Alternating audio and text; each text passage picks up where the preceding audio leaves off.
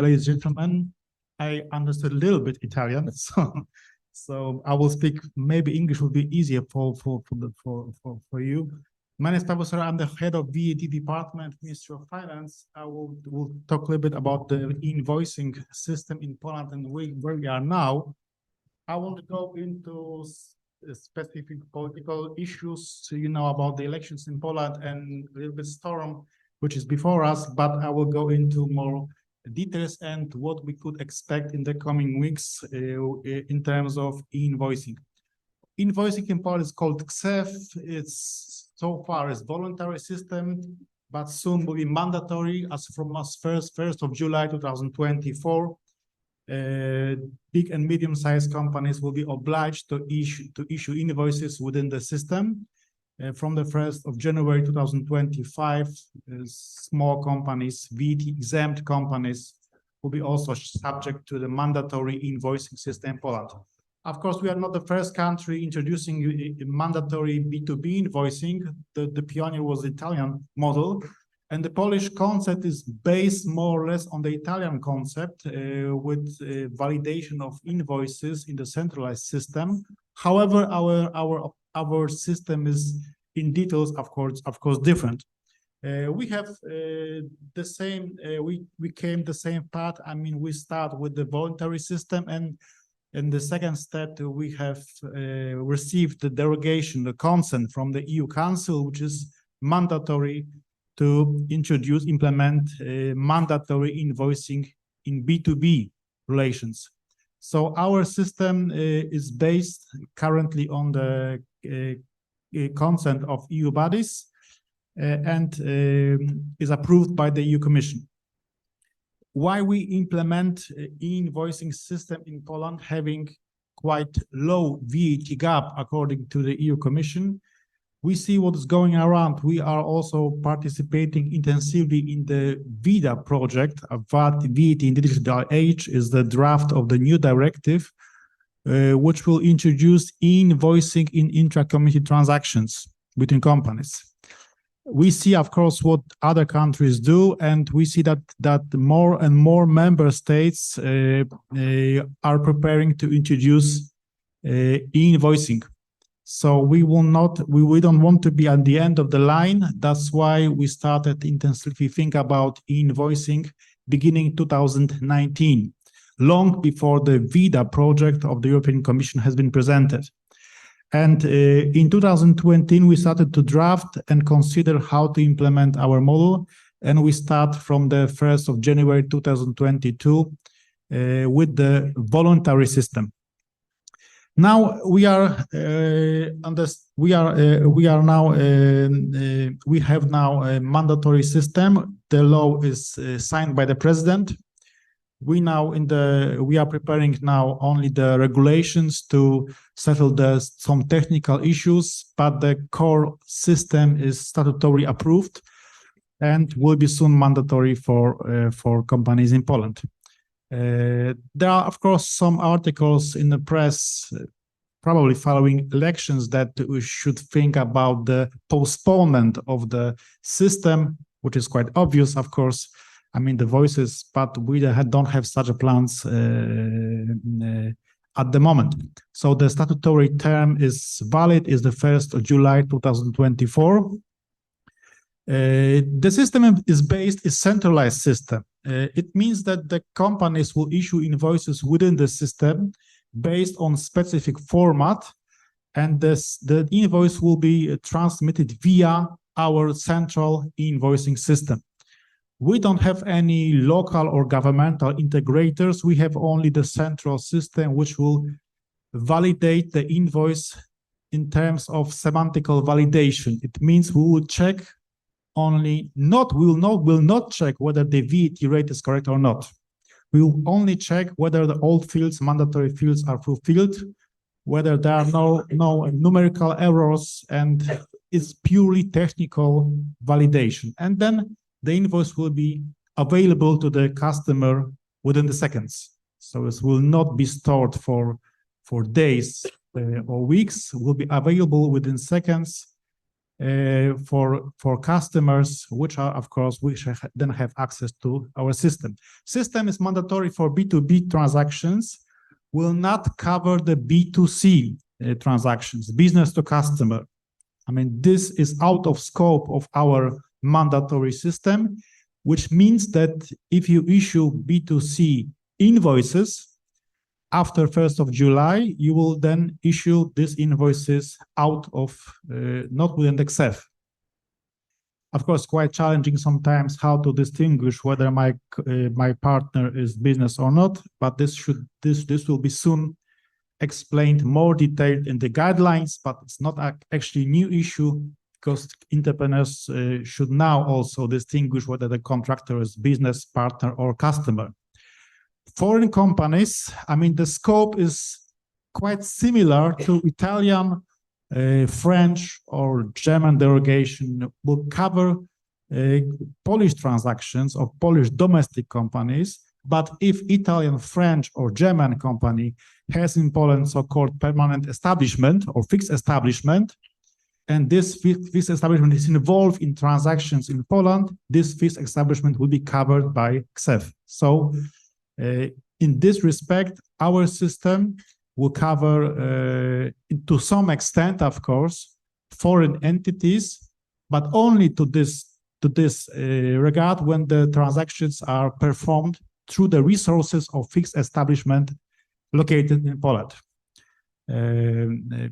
Of course, this is in line with the derogation. European Commission clearly states that invoicing concepts are, at the moment, local legislation should not cover foreign entities. That's why the scope of implementation in respect of territorial scope is quite similar to Italian or Planet, French or Romanian or German model. So of course, foreign entities should first of all verify whether the resources having Poland are sufficient to create fixed establishment in Poland. This is the issue we should examine. Of course, we should do it now, because if we have fixed establishment in Poland, then we have anyway some obligations, not only in case of VAT. But if we have fixed establishment after 1st of July 2024, and this fixed establishment is involved physically in the transactions performed in Poland, will be subject to our invoicing system. So, of course, this is the big challenge for Polish companies for fixed establishment located in Poland. Now in Europe, we have two parallel, I would say, concepts. On the other one hand, member states implement local invoicing models, or will do it soon. And on the other hand, we have the VIDA proposal and the European Commission concept to create invoicing covering intra-community transactions. So we have two different kind of approach and models implemented by member states which are different. It means that if you have a global company investing in member states, then you have to face challenge implementing different invoicing system in different member states. It means cost, time, which is today obvious because invoicing is not harmonized at national level. Even if we implement the VIDA project in 2028, which I don't believe personally because we have different voices in Europe, but even if we implement this project in Europe, then still member states have a right to have their own system. Of course, the scope of the national system is still discussed within the council, but will not have the full implementation and the full harmonization at national level. Why we introduce the invoicing in Poland? Why we impose new obligation on taxpayers having different kind of VAT ceiling measures like split payment. Now in Italy, we have different kind of models of verifying monitoring of goods, and now we start with the invoicing, mandatory invoicing system in a very, I would say, political hot year on years. Because of the, of course, existing VAT gap in Poland, which is quite not surprising, we have also member states like Germany. They have also VAT gap around 5%, and they also decided to start the implementation. So, I mean, the low VAT gap is not excuse to do movement in this regard. And of course, from our perspective, e-invoicing and analytics of e-invoicing is not only for the purpose of VAT gap, but also for the purpose of direct taxation and broader analytics. But in our view, the next step is what you already do in some extent in Italy, is pre-filed VAT return. We have in Poland implemented and successfully pre-filed income tax return. So you don't have, you just only put a click and your income tax return is submitted. Now, since we don't have invoices in our database, taxpayers are obliged to submit VAT declaration, SAFT declaration per month or per quarter. In the coming years, we would like to do it for the taxpayer, because in our view, the real simplification of law means that taxpayer doesn't have to submit or fulfill tax declaration. We do it on behalf of taxpayers. It's also a global trend. OECD underlines that the tax should just happen without involvement of taxpayers when it comes to tax declaration. Yes, I mean, we gather data. Of course, we gather data, but in return, we also will render public e-services, and thanks to that, taxpayers will be free and we will reduce tax obligations. Of course, not in the 2025, because we need some time. But in the near future, I believe that the pre-filed VAT return is the next step we should go.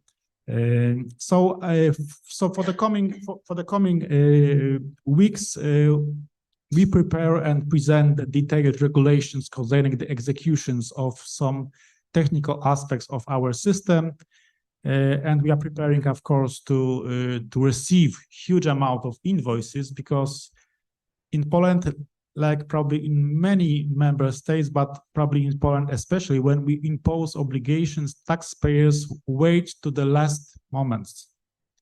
So they not prepare in advance. Everywhere. Yeah, they wait for the big bang. Yeah. And we have to also be prepared for the big bang. I thought maybe when we pass the law in summer in Parliament, and this will be and was signed by the president, I thought maybe there will be some movement on a basis, but not. So, so probably the next year we will see the big movement. However, we know that the companies are preparing. There are many workshops. We also said that we will launch a big campaign, information campaign. But of course, you know, we are in some kind of transition period now, so we have to politically settle down some things, and then probably it will be a decision to launch the communication campaign. So this will be quite challenging, of course. And for the companies, how we can help or assist? Of course, the big implementation and big costs will be covered by the big international companies. We are aware of that. Our free tools and free application can help small companies. It's clear that the small companies, they can use our free tools, and to this extent, introduction of e-invoicing for these companies issuing 10-12 invoices per month, for example, one-man companies, should not be so bothersome. But we are aware of that. For the big companies with big processes, that will be a big challenge. We will, in the coming weeks, we will prepare explanations to the law. We will prepare instructions. We will launch our, like I said before, big campaign to help companies, and we will organize workshops in local tax offices. We are starting to prepare that. We would like to have local offices involved in the free webinars or campaign explaining taxpayers how to introduce these obligations. Of course, nobody likes obligations and fulfilling the obligations.